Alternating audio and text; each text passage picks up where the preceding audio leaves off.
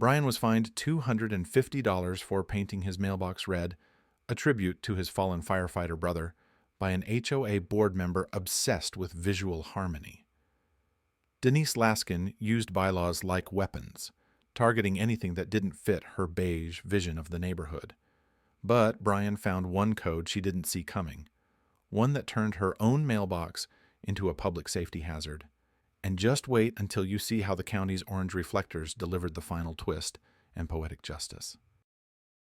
Brian Carter had been looking forward to some peace. After 20 years of working emergency dispatch and a quiet early retirement, he'd bought a small ranch-style home on the edge of a quiet Florida suburb, a fixer-upper, but with charm and space. The neighborhood was calm, the streets were lined with oak trees, and for the first time in years, he could breathe. His first project was simple, meaningful. He painted the old rusting mailbox at the end of his drive a bold fire engine red, not for flair or attention, but for his older brother Mason, a firefighter who'd lost his life in a warehouse collapse just 2 years prior. That red was the exact shade of Mason's ladder truck, and every time Brian pulled into his driveway, it made him feel like he hadn't forgotten. He didn't expect anyone to notice, but someone did. Her name was Denise Laskin. She'd lived 3 houses down, wore pressed khakis to mow her lawn, and had recently been elected to the HOA board after the previous treasurer moved to Arizona. Brian hadn't met her yet. He barely had time to learn all the neighbors' names, but within a week of the mailbox getting its fresh coat of paint, she made her presence known. It was a Thursday morning when he found the envelope taped to his front door. Large red text across the top read, "Urgent Aesthetic Hazard, HOA Notice." Inside was a printed photo of his mailbox, a citation for unauthorized visual obstruction, and a fine for $250. No phone number, no explanation, no one had knocked, just paper, tape, and the thin chill of judgment. Brian stood there for a while, staring at it in disbelief. He reread the notice twice. There was nothing profane, nothing offensive about his mailbox, just color, bright color, a tribute, his tribute. He looked down the street. Lawns were still windless. Somewhere a sprinkler clicked on. The silence made it feel worse, like someone had whispered behind his back and slipped away. He hadn't broken a rule. He hadn't even broken the paint budget. But suddenly, he wasn't a neighbor. He was a problem. And all because of one color, red. Brian did what any reasonable person would do. He appealed. He submitted a calm, respectful letter to the HOA, explaining the story behind the red mailbox. He even included a photo of his brother in uniform, standing next to his engine. He hoped for understanding, or at the very least, human decency. Instead, Denise responded with formality sharpened to a point. His appeal was procedurally invalid, she wrote, citing a missing signature on the back page, and the fact that it was submitted 1 day past the preferred 5-day window, even though the notice never mentioned a deadline. The fine stood. Further action could result in daily penalties. That's when Brian realized this wasn't about the mailbox. At the next community meeting, where most residents came for coffee and neighborly updates, Denise walked in with a binder under her arm and a laser pointer in hand. She connected her laptop to the projector without asking. Slide 1, a screenshot of Brian's house from Google Street View. Slide 2, a photo taken from across the street at 3:37 p.m., time-stamped. Slide 3, a paint color wheel from a home decor website. She turned to the room, smiling politely. "This is why we need aesthetic standards," she said. "This kind of visual pollution sets a dangerous precedent." A few neighbors shifted uncomfortably. A few more exchanged glances. No one said anything, not yet, but something shifted in the room. The following week, Brian got a quiet knock on his door. It was Harold from next door, an Air Force vet with a porch full of wind chimes and flag-themed shutters. He told Brian something that stuck. "She did the same thing to us last spring, claimed our shutters weren't architecturally neutral. We had to repaint them gray or face a lien." Eh? Brian asked why they didn't fight it.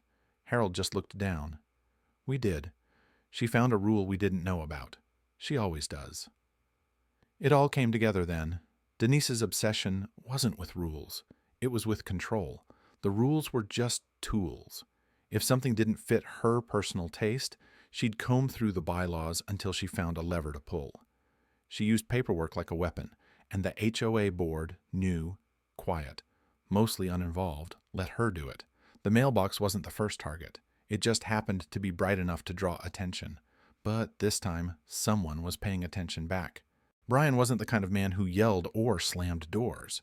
His anger didn't look like fists. It looked like focus. After the community meeting, after Harold's quiet confession, and the echo of Denise's smug commentary, Brian sat at his kitchen table with a legal pad and a laptop. He didn't stew. He studied. He pulled up the county's municipal code, opened every HOA bylaw he could find, and started reading late into the night. He combed through zoning regulations, aesthetic variance procedures, and the full text of Florida's residential safety statutes. Hours turned into days. It was in the city's Road Visibility Compliance Guide, tucked under a section titled Residential Mailbox Placement Requirements, that he found what he needed. According to the code, no mailbox may be installed within 20 feet of a blind curve and must be at least 24 inches from the edge of the road for visibility compliance. Brian remembered exactly where Denise's mailbox sat, pressed up against her neatly clipped hedge at the bottom of a soft bend in the road, barely 15 inches from the curb. He measured it the next morning discreetly, with a pocket tape measure while walking his dog. 15 inches, dead center on the bend, no sidewalk, no reflectors, no clearance. It wasn't just a violation, it was dangerous.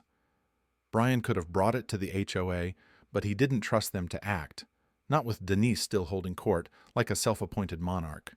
So he went higher. He filed a formal road safety report with the county highway department, attaching clear photos, measurements, and excerpts from the city code. He even included timestamps and a short paragraph about near misses he'd witnessed at that bend. Everything was polite, professional, thorough. He wasn't acting out of spite.